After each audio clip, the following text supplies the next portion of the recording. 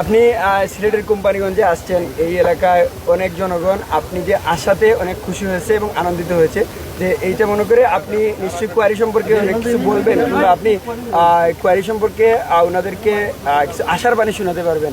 এই বিষয়ে এই কোম্পানিগঞ্জের জনগণ একটা প্রত্যাশা আপনার উপর আছে, সেক্ষেত্রে আপনার দেখেন, আলহামদুলিল্লাহ আমি দেশ এবং জনগণের স্বার্থে কাজ করি। দেশের কল্যাণ এবং জনগণের কল্যাণ যেখানেই আসে না কেন, আমি সেখানে নিজের উদ্যোগী ভূমিকা পালন করি। এটা আমার একটা অভ্যাস। আমার রাজনীতি, আমার এই চেষ্টা এবং সাধনা দেশের কল্যাণের জন্য, জনগণের কল্যাণের জন্য। আমি যখন প্রধান উপদেষ্টার সাথে সাক্ষাৎ করতে গেলাম, তখন আমার নিজের থেকেই আমি তার কাছে উপস্থাপন করছি যে আমাদের দেশের পরিবেশের দোহাই দিয়ে যে পাথর উত্তোলন করতে নিষেধ করা হচ্ছে, এর কোনো যুক্তি নেই, বরং এটা ভারতের একটা পলিটিক্স। ভারত আমাদের উপরে তাদের পচা পাথর চাপিয়ে দেয়া এবং আমাদের থেকে টাকা নেয়ার জন্য এই কৌশল করছে মাত্র। এখানে হাজার হাজার লক্ষ লক্ষ শ্রমিকরা বেকার হয়ে গেছে, আমাদের দেশের অর্থনীতি ধস নেমেছে, আমাদের দেশের অর্থনীতি হাজার হাজার কোটি কোটি টাকা বিধে চলে যাচ্ছে। কাজে আমরা চাই যেন আমাদের দেশের পাথর আমরা উত্তোলন করতে পারি। যেই পরিবেশের দোহাই দিয়ে তারা আজকে এখানে পাথর উত্তোলন করা বন্ধ করছে, আমি সেটা দেখার জন্যই আসছি। ওই যে দেখেন এই ভারত সেখানে ডিনামাইট মেরে পাহাড় ভেঙ্গে তারপর তারা পাথর উত্তোলন করতেছে, সেখানে তাদের পরিবেশ নষ্ট হয় না। অথচ আমাদের এখান থেকে, এই পানির থেকে আমরা পাথর উত্তোলন করলে সেখানে পরিবেশ নষ্ট হবে কেন? এই প্রশ্নের জবাব তাদের কাছে নেই। এগুলো সম্পূর্ণ মিথ্যা বানোয়াট। এটা হলো আওয়ামী একটা গোলামি সরকার ছিল, তাবেদারের সরকার ছিল, 5 গোলাম সরকার ছিল। এটা হলো আমি মনে করি আমাদের দেশের স্বাধীন প্রাইম মিনিস্টার তিনি ছিল না, সে হলো ভারতের একটা মুখ্যমন্ত্রী ছিল।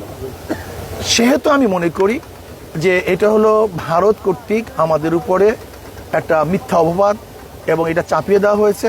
কাজে আমি চাই বর্তমান অন্তর্বর্তী সরকারকে বলবো যে কোনো মূল্যে এই সমস্ত অজুহাতকে বাদ দিয়ে মানুষদেরকে পাথর উত্তোলন করার ব্যবস্থা করে দেন, এবং আমাদের দেশের রেমিটেন্স এবং আমাদের দেশের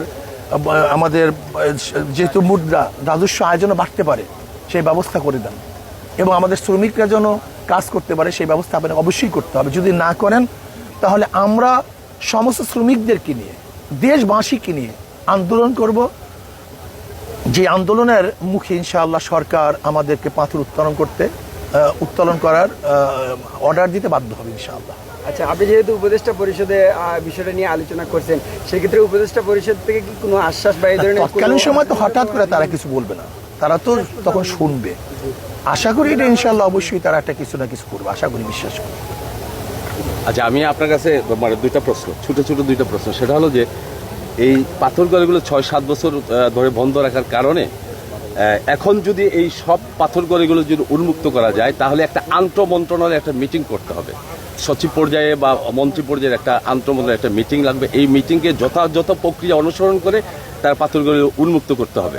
তো এই যথাযথ প্রক্রিয়া অনুসরণ করতে গেলে আপনি প্রধান উপদেষ্টা বা সংশ্লিষ্ট উপদেষ্টা বা সংশ্লিষ্ট সচিবদের সাথে কথা বলে একটা আন্তঃমন্ত্রণালয়ের একটা মিটিং, একটা ব্যবস্থা করতে হবে। সেটা আপনি এই সরকারের সাথে আলোচনা করে উদ্যোগ নেবেন? দেখেন, একটা কথা বলছি, যে উদ্যোগ নেওয়ার দরকার আমি সব উদ্যোগ গ্রহণ করব। কি পরিবেশ সৃষ্টি করতে হবে সরকার ভালো বুঝে। এখানে যদি হাইকোর্টের রায় আছে, যদি তারা বলে হাইকোর্টের রায়টাকে ভ্যাকেট করে দেওয়া হোক, বা শেষ, এত কিছু নাই তো। এটা তো আগের থেকে চলমান, এটা নতুন না, তো নতুনভাবে চলবো, নতুনভাবে আইন করতে হবে। এটা আগের থেকেই আইন কারণে চলমান। যে এটা স্থগিত করা হয়েছে সেই স্থগিত উঠাই নিলে তো সব চলমান। এখানে নতুন কোনো সমস্যার কিছু নাই তো। অন্য কোনো খুব আপনার পিছনটা মানুষগুলি গোলাগঞ্জ পাথরগড়ি পরিদর্শন করেছেন। এখানে সিলেটে আরো বেশ কিছু পাথরগড়ি রয়েছে, জাফলং, বিছনাকান্দি, শ্রীপুর, লালাখাল, লুবা, জাদুকাটা। এই সমস্ত পাথরগড়িগুলো কিন্তু লক্ষ লক্ষ শ্রমিক বেকার। তা আপনি সব পাথরগড়িগুলো পরিদর্শন করবেন কিনা, বা সব? আমি এগুলি মোটামুটি আমার আগের থেকে পরিদর্শন করা আছে বিধায় তো আমার মাথার মধ্যে ছিল যে, এবং আমি তো সব জায়গায় মোটামুটি ঘুরছি, দেখছি। এটা আমার কাছে একেবারে ওপেন, এটা আমার কাছে স্পষ্ট যে এটা সম্পূর্ণ আমাদের জুলুম, এটা অত্যাচার, এটা অবিচার। এটা ভারতের চাপানোটা সিদ্ধান্ত, এই সিদ্ধান্ত আমাদের না, এটা ভারতের চাপানো সিদ্ধান্ত। কাজে ভারতের চাপানোর সিদ্ধান্ত বাংলাদেশ মানতে যাবে কেন? এটা আমাদের দেশের স্বার্থ, আমাদের সম্পদ আমরা উত্তোলন করব। আমাদের রাজস্ব আয় বাড়বে, আমাদের শ্রমিকরা তারা বেকার থাকবে না, তাদের খাদ্য বস্ত্র অন্যের ব্যবস্থা হবে। আমাদের শ্রমিকরা আজকে ক্ষুধার্ত অবস্থায় আত্মহত্যা করছে, এটা আমাদের জন্য সবচেয়ে বড় ডিফিকাল্ট ব্যাপার। আমি এটা হতেই পারে না। সর্বশেষ একটা ছোট্ট একটা প্রশ্ন, সেটা হলো যে এই হাজার হাজার লক্ষ লক্ষ শ্রমিক বেকার হওয়ার কারণে বালু এবং পাথর উত্তোলন করতে পারতেছে না। আমার কোম্পানিগঞ্জ, বিছনাকান্দি, জাফলং বা বিভিন্ন কোয়ারিতে 40 থেকে 50টা বাড়কি নৌকা, তারা বালু উত্তোলন করে তারা জীবিকা নির্বাহ করে। অনলি 50 থেকে 100টা হবে। আমি প্রতিটা আইনশৃঙ্খলা কমিটির মিটিংয়ে এই নিয়ে ইউনো ওসি সাহেবের সাথে যুদ্ধ করি, তারপরেও প্রতিনিয়ত তারা অভিযান দেয়, মানুষ ধরে চালান দেয়, আপনার সাজা দেয়। এই তাৎক্ষণিকভাবে অন্তত শ্রমিকদের উপর যাতে কোনো নির্যাতন না হয় সেই বিষয়ে আপনি ডিসি এবং এসপি এবং সংশ্লিষ্ট সচিবদের সাথে একটু যদি কথা বলেন, তাহলে এই 3-4টা উপজেলার মানুষ উপকৃত হবে। দেখো, ইনশাল্লাহ আমি বলবো, আমি চেষ্টা করবো, ইনশাল্লাহ সবাইকে বলার চেষ্টা করবো ইনশাল্লাহ, এবং এটা যেন আমাদের সলভ হয়ে যায়, যে সমস্যাটা আছে রাস্তায় সলভ হয়, এই ব্যাপারে ইনশাল্লাহ আমি চেষ্টা করবো। আমার সাধ্য চেষ্টা করতে হবে। মনে রাখতে হবে যে শ্রমিকরা, যেহেতু এটা বিদেশে একটা আগ্রাসন, এটা ভারতের চাপানো একটা অবৈধ কাজে সে তো চেষ্টা করবে যেন এটা না হয়। আর ভারতের দালালরা তো সব জায়গায় আছে। আপনাদেরকে অবশ্যই মনে রাখতে হবে, আমাদের প্রত্যেকটা জায়গাতে, আমাদের প্রত্যেকটা শাখাতে কিন্তু ভারত কর্তৃক নিয়োজিত ব্যক্তিরা আছে, সব জায়গায় এরা ভারত কর্তৃক নিয়োজিত। কাজে ভারত কর্তৃক নিয়োজিত কোন আমলারা চাইবে না যে এখান থেকে আমাদের রাজস্ব আয় হোক, আমাদের শ্রমিকরা এখানে খাটুক, আমাদের ব্যাংকিং অবস্থা আরও ভালো হোক, আমাদের রিজার্ভ বাড়ুক। এটি কিন্তু আমাদের ভারত কর্তৃক আমলারা চাইবে না। তারা বিভিন্ন কজ দেখাবে, অথচ শত শত বছর পর্যন্ত এখান থেকে পাথর উত্তোলন হয়ে আসছে, তখন পরিবেশ নষ্ট হয় না। হঠাৎ করে পরিবেশ নষ্ট হওয়ার কারণটা কি? এটা কোনো যুক্তি কোনো কারণ নেই, এটা সম্পূর্ণ ভারতের অবৈধ চাপানো একটা যুক্তি। কাজে আমরা চাই, সরকারকে অনুরোধ করব, কোনো অবস্থাতেই আমরা এই আইন মানতে পারি না। এই পরিবেশের দোহাই দিয়ে আমাদের রাজস্ব আয়ের ব্যাহত হোক, এটা আমরা চাই না। আমি একটু পরে আসছি, এনটিভিতে কাজ করি।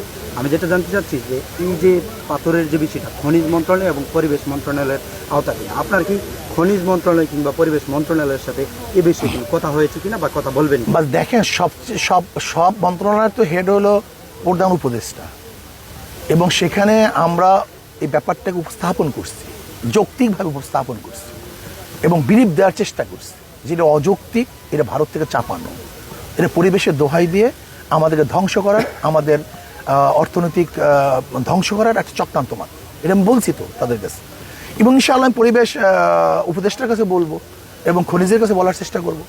আমার থেকে আমি যত সম্ভব চেষ্টা করব। বাকি যারা এখানে আসছেন, শ্রমিকরা আছেন, সংশ্লিষ্টরা আছেন, দেশের যারা ভালোবাসেন, দেশকে যারা পছন্দ করেন, দেশের উন্নয়ন হোক যারা চান, তারা সম্মিলিতভাবেই কাজটা করতে হবে। আরেকটি প্রশ্ন হচ্ছে যে রেজওয়ানা ইসলাম, যিনি পরিবেশ উপদেষ্টা, উনি একটু সময় আসলে পাথরকরের বিরুদ্ধে ছিল এবং বেলার পক্ষ থেকে বিভিন্ন জায়গায় মামলা দিয়েছিল। আমি যেটা মনে করি যে ওনাকে বিভিন্নভাবে ভুল তথ্য দিয়ে আসলে এই কাজগুলো করানো হয়েছে। আপনি এখন যে আপনি নিজে পরিদর্শন করে গেলেন এবং বাস্তব যে বিষয়টি, এটি যদি ওনাকে, আমি তো স্পষ্ট বলবো যে এই পাথর কোয়ারি, এখান থেকে পাথর উত্তোলন করাতে যারাই বাধা দিবে, যারা এটার বিপক্ষে থাকবে, আমি মনে করি তারা ভারত কর্তৃক,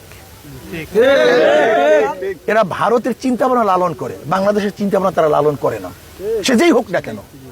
এটা আমি মনে করি এটা ভারতের চিন্তা ভাবনা লালন করে, এদেশের চিন্তা ভাবনা লালন করে না। আপনাদের সবাইকে ধন্যবাদ।